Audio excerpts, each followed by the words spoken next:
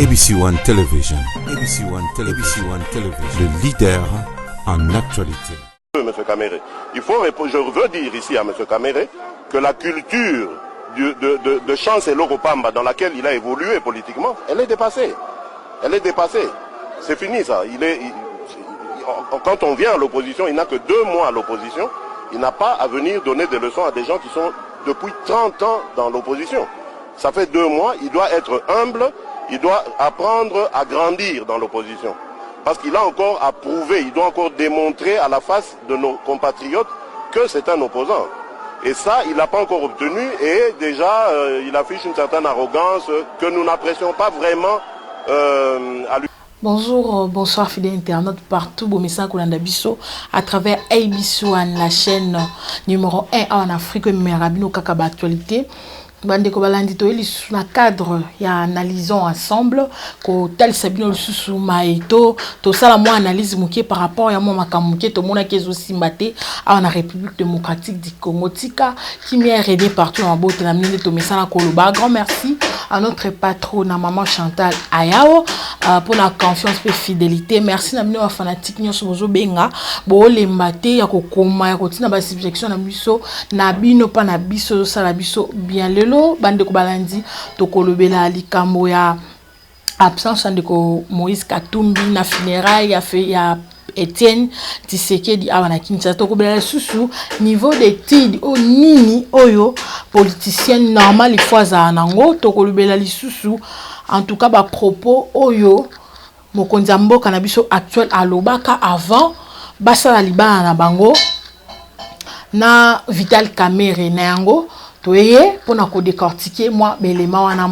ndambu to moko au fur et à mesure na yango tika to banda na sujet na biso ya liboso bande ko balandi absence ya ndeko Moïse Katumbi belebe na matanga ya Etienne Tshisekedi rapporteur na ya lobby que papa Moïse Katumbi akoyate po eko risquer et léser bande ko mususu basali programme ya ko assister na matanga wana.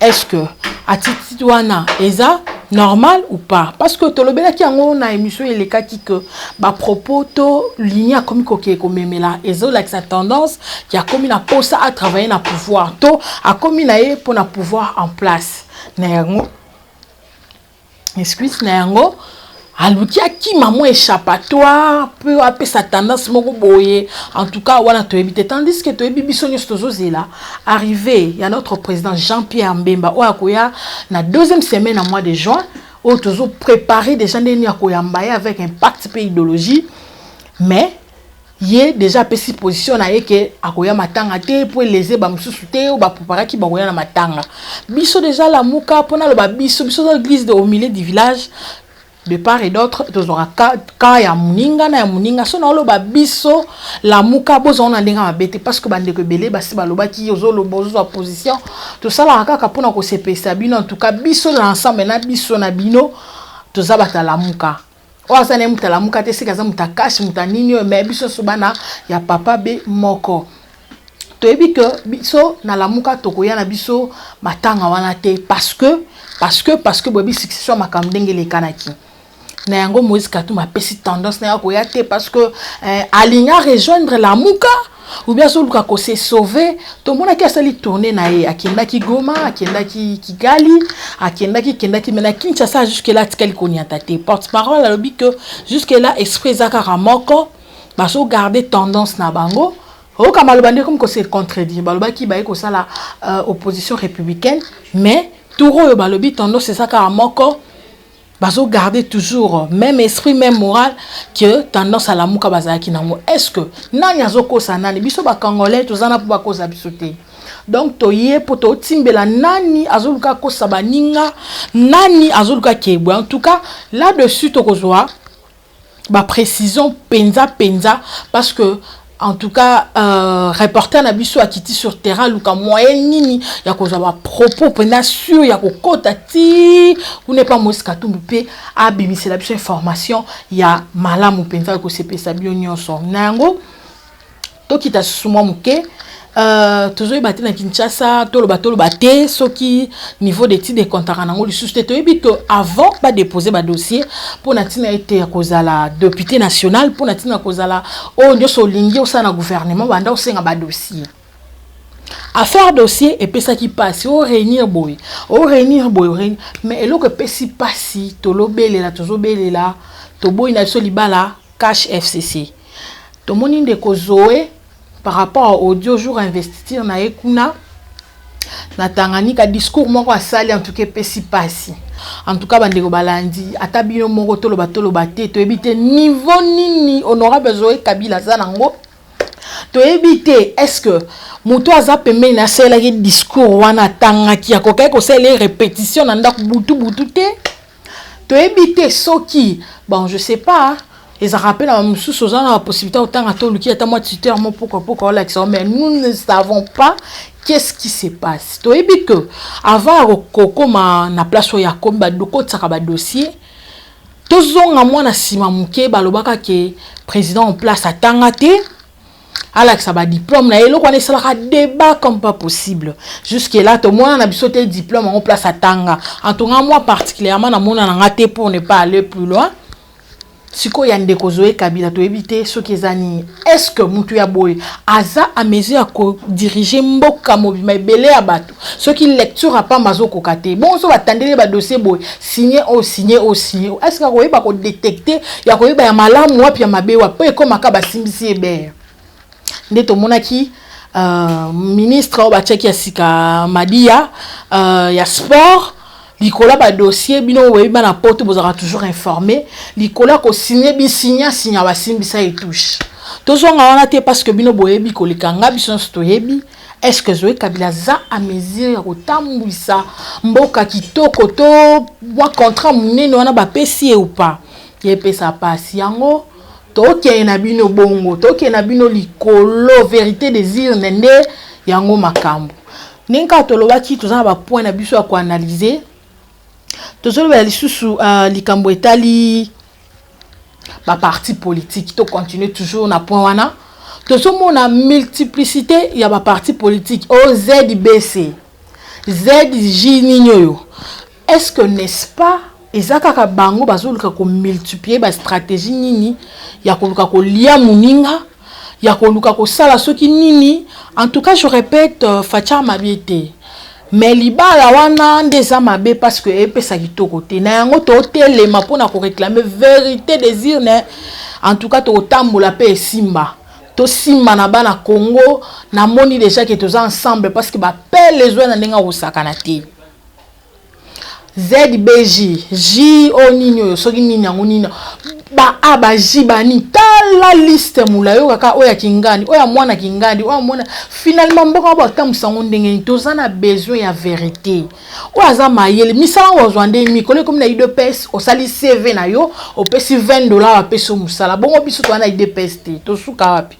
biso to nyoso to bana mboka to boyi likambo koteri mboka comme ya baluba ngala za muluba yo za muluba me biso so bana ekolo moko to boyi tribalisme to telemelango to ebi ke kambo tribalisme bomisi batu ebele bata bandundu bata ba Congo guerre civile ekota ki to boy to sala lutte moko pacifique je répète lamuka eza état d'esprit oyo munyo so fa lamuka consciemment ezate ke beta bomate to telemela mabe pour to sala malamu pona ko sukisa mo muke to monaki alors dans la présidence de la République batina ki biloko kuna na camp chat pour na basoda saka made sous saka loso et pesa ki pene sengo komona que ba soda bazwa ki moi biloko kolia teza na mabete mais tozui yango poto zonga moi sima to ebi que peuple congolais a souffrir na kolia a souffrir na kolata a souffrir moralement na kotanga.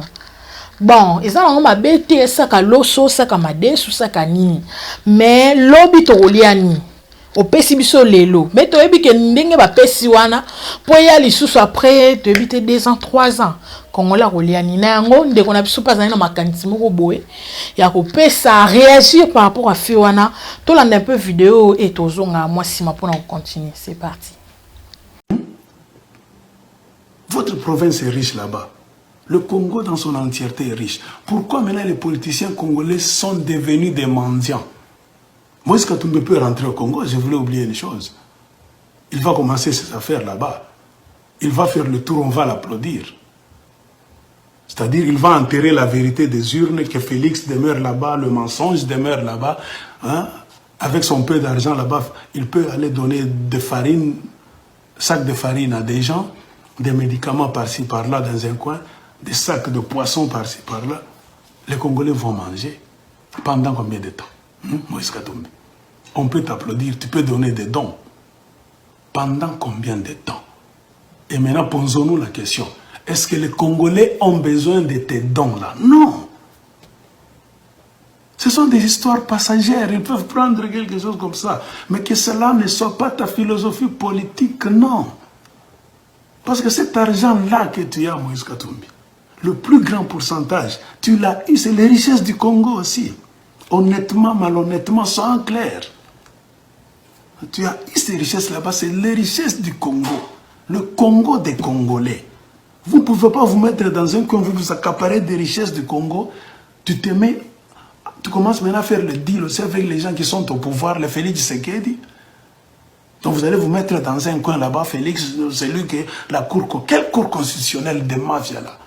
Vous allez vous mettre maintenant là-bas pour aller maintenant endormir les Congolais en faisant des dons. Non, les Congolais n'ont pas besoin de dons parce que leur pays est riche.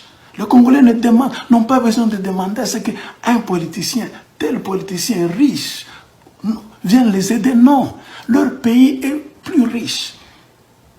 Le Congo est plus riche que tous les pays de la planète Terre, si vous ne le savez pas. Ils n'ont pas besoin d'être des mendiants derrière quelqu'un, leader politique, on t'applaudit, tu donnes. Non.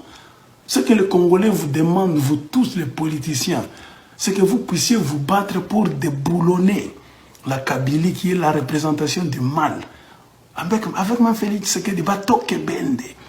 Congo qui est free, tu fais une élection, il y a bien, et quoi état de droit, bien tu es normal. Que nous puissions manger notre richesse honnêtement. Les Congolais n'auront plus besoin de courir devant les gens au Pachi Chakola.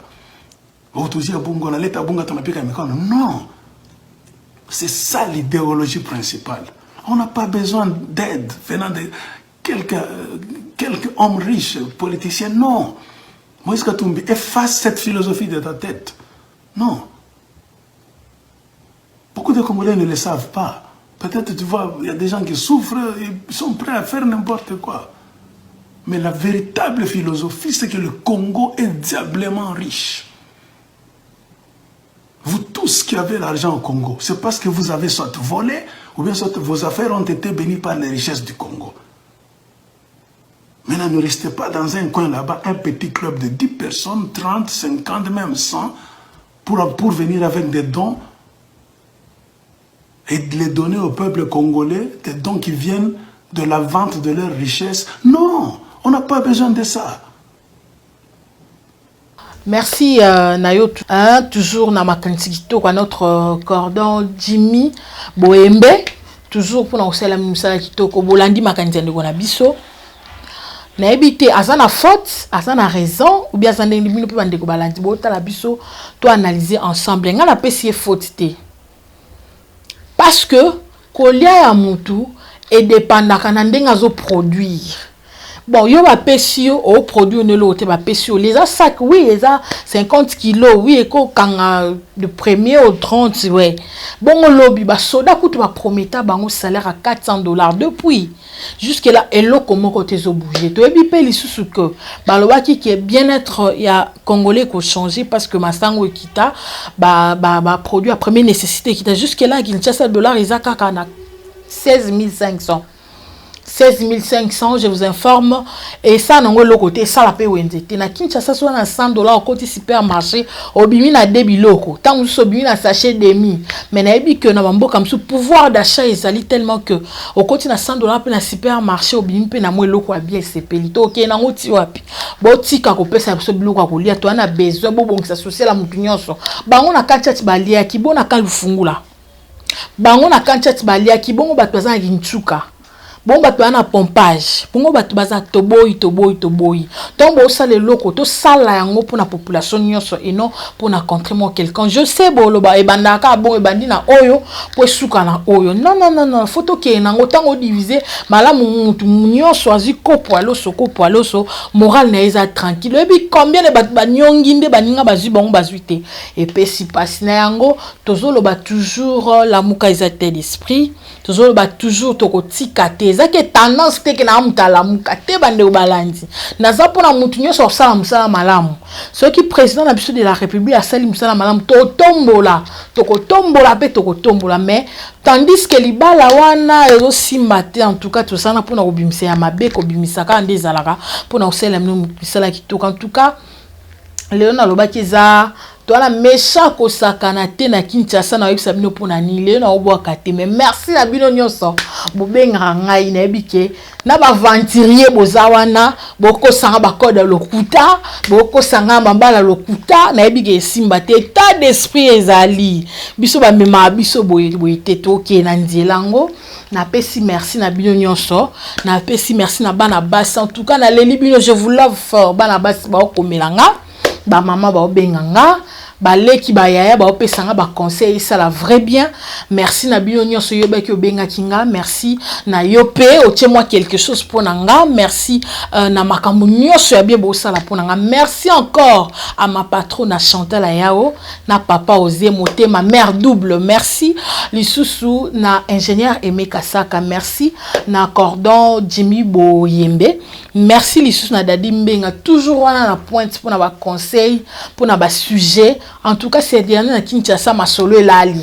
Masolo elali pourquoi elo monte la muka na ebite bino pe kuna so botala. Lelo masolo elali na yango biso moela la ezate to même mo analyse mukie honorable Zoé Kabila lukata titer mobo ala ki sa ondeni batangaka neni na reconduire en tout cas to fingi na biso mutute pardon. Na ebike bobo mo landelanga bata bureau de pardon na fingi mutute. To loba o ezali quant à moi na tikino déjà wana to kuta na lobby pour na sujet kana ebike lobby et ça la vrai bien je vous dis déjà au revoir bye bye. ABC One Television. ABC One Television. Le leader en actualité.